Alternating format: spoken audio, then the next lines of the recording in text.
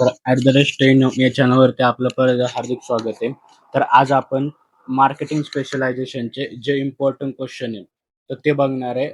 सब्जेक्टचं नाव आहे integrate marketing communication. हा subject fourth सेमिस्टरला आहे. तर त्याच्यामधले आपण जे मोस्ट इम्पॉर्टंट क्वेश्चन आहे, तर ते स्टेप बाय स्टेप करून बघणार आहे. टॉपिक वाईज मी तुम्हाला मुद्दाम नाही दिलेले, जे ओव्हरऑल क्वेश्चन आहे ते दिलेले.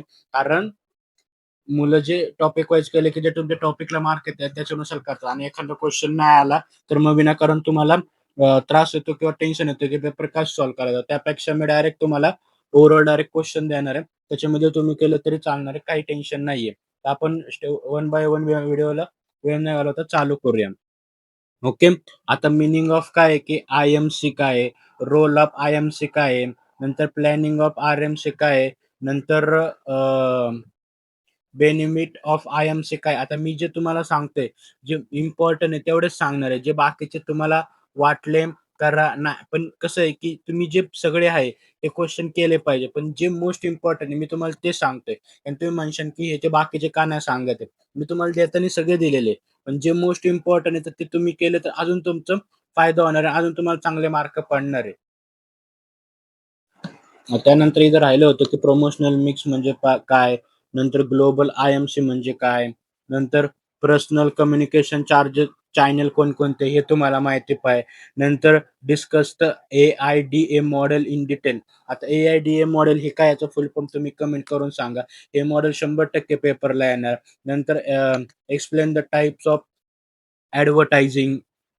नंतर discuss the 5 M of advertising. कोणकोणते 5 एम आहे हे तुम्हाला माहिती पाहिजे. तुम्ही जे मार्केटिंगच्या पाठीमागच्या सेमिस्टरला तुम्ही जो अभ्यास केला असेल फर्स्ट आणि सेकंडला, त्याच्यामध्ये तुम्हाला विचारले गेलेले क्वेश्चन आहे, की 5 एम्स कोणकोणते हे तुम्हाला माहिती पाहिजे. त्यानंतर स्ट्रॅटर्जी सेल प्रमोशन म्हणजे काय हे तुम्हाला माहिती पाहिजे. नंतर डायरेक्ट मार्केटिंग माहिती पाहिजे तुम्हाला. पर्सनल सेलिंग इन आय-एम-सी माहिती पाहिजे. नंतर पब्लिक रिलेशनल फंक्शन काय तुम्हाला हे माहिती पाहिजे. आता ही कन्सेप्ट आहे, ही तुम्हाला माहीत असली तर तुम्हाला कळणार आहे. नंतर इन्फ्लुएन्सर पी-आर म्हणजे काय हे तुम्हाला माहिती पाहिजे. नंतर इव्हेंट मार्केटिंग म्हणजे काय हे तुम्हाला माहिती पाहिजे. कोऑपरेटिव्ह कम्युनिकेशन म्हणजे काय हे तुम्हाला माहिती पाहिजे. नंतर इंटिग्रेट पी-आर स्ट्रॅटेजी म्हणजे काय हे तुम्हाला माहिती पाहिजे. नंतर हे जे बेसिक गोष्टी त्या तुम्हाला माहीतच पाहिजे. आता जे मार्केटिंग स्टुडंट आहे ज्यांनी कुठं ना कुठं काम केलेलं आहे, तर या तुम्हाला कन्सेप्ट माहीतच असणार आहे. तुम्हाला एक्स्ट्राचा अभ्यास करायचीच गरज नाही. आता याच्यामध्ये काय दिलंय बघा. Definition and role of IMC. आता हा डबल क्वेश्चन झालाय सॉरी.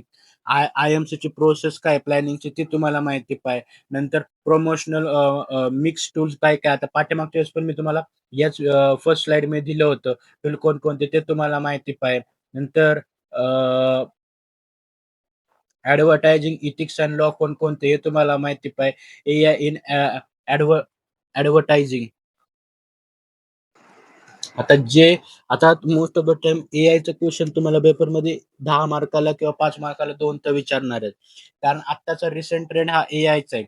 त्याच्यामुळे तुम्हाला कसं माहिती पाहिजे ते तुम्हाला माहीत पाहिजे. नंतर मीडिया प्लॅनिंग प्रोसेस काय हे तुम्हाला माहिती पाहिजे. नंतर सोशल मीडिया मार्केटिंग कशी करतात हे तुम्हाला माहिती पाहिजे. नंतर पेड मार्केटिंग कशी करतात हे तुम्हाला माहिती पाहिजे. इन्फ्लुएन्सर मार्केटिंग कशी करतात हे तुम्हाला माहिती पाहिजे. सोशल मीडिया मार्केटिंग प्लॅन कसे स्ट्रक्चर होतात, कसे बनवतात हे तुम्हाला माहिती पाहिजे. नंतर सेल प्रमोशनल टूल कोणकोणते जे आपण सेलिंग करतो ते तुम्हाला माहिती पाहिजे. नंतर आता बघू शकता, की मी तुम्हाला एवढे सगळे क्वेश्चन दिले. ते क्वेश्चन होते ते तुम्हाला टॉपिकवरती रिलेटेड होते, बरोबर?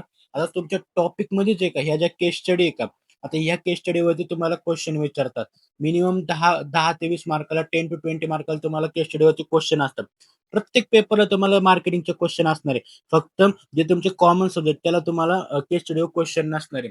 तुम्ही बघू शकता, की तुम्ही व्हिडिओ पॉज करून केवढ्या वेळामध्ये तुम्ही तर बघून पण घेता असाल कोणकोणत्या आहे केस स्टड्या. या केस स्टड्या तुम्हाला बेसिक कन्सेप्ट काय याचं तुम्हाला माहित पाहिजे. तुमच्या पुस्तकामध्ये पण आहे आणि मोस्ट ऑफ तुम्हाला तर ओव्हरऑल सगळ्यांना माहितीच आहे, की ते इन्फ्लुएन्सर मार्केटिंग कशी होते, पी-आर म्हणजे काय किंवा आय-एम-सीचा रोल काय, प्रोसेस काय हे तुम्हाला माहित केलं. तुम्ही मनाने लिहू पण शकतात. तर बघू शकता. आता Nikeचे ॲडव्हर्टायझिंग कॅम्पेन कसा होतो, काय होतं? आता सगळ्यांचा ॲडव्हर्टायझिंग कॅम्पेन सेमच असतो. फक्त त्याच्यामध्ये थोडंफार युनिक असतं, तेव्हा तो ॲडव्हर्टायझिंग हिट होतो आणि त्या ब्रँडची लॉयल्टी आणि त्या ब्रँडची मार्केटिंग होते आणि त्याचा सेल वाढतो. अशा ज्या मेन कन्सेप्ट आहेत त्या तुम्हाला माहिती पाहिजे. पण याच्यामधनं 2 मिनिमम तुम्हाला केस स्टडी विचारणार म्हणजे विचारणार. त्यासाठी या केस स्टडी सगळ्या एकदा बघून जा काय आहे, काय नाही ते त्यासाठी. ओके. तर बघू शकता एवढ्या इझी वेमध्ये मी तुम्हाला ओव्हरऑल सगळे क्वेश्चन सांगितले आहेत. व्हिडिओ आवडले असेल आपल्या चॅनलला शेअर, लाईक आणि सबस्क्राईब करून ठेवा. प्लीज करा. कारण तुमचे अजून पण मार्केटिंगचे व्हिडिओ येणार आहेत. तर भेटूया नेक्स्ट व्हिडिओ. तोपर्यंत बाय बाय.